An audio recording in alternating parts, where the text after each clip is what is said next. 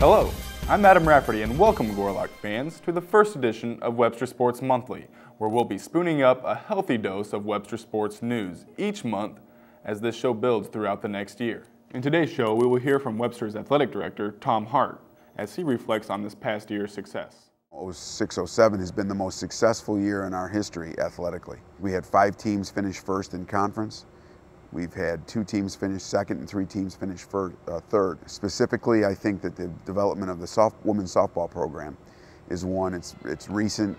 They just clinched their championship this weekend, but it's been 5 years since they were able to hold a title. So for them to be able to build back up, the work that Coach Swip has put in with his student athletes and their hard work is paying dividends.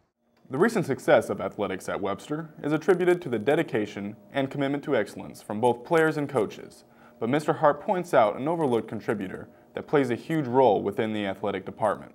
The administration's support of our department. When I started, our budget was minimal. We had no full-time staff. We really didn't have a plan for where we wanted to be.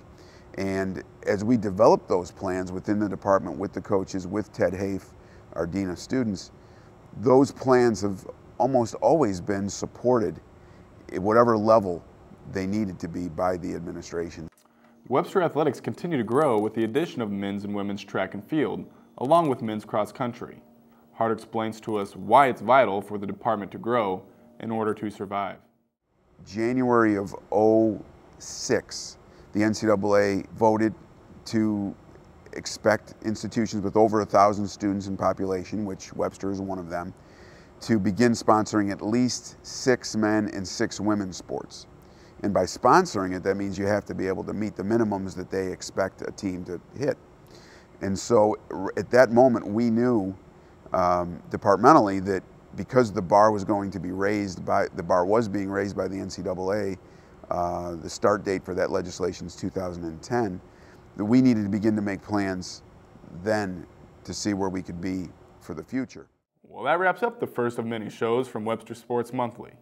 I'd like to thank Tom Hart for his input, and I'd also like to thank all of you for watching. See you next month.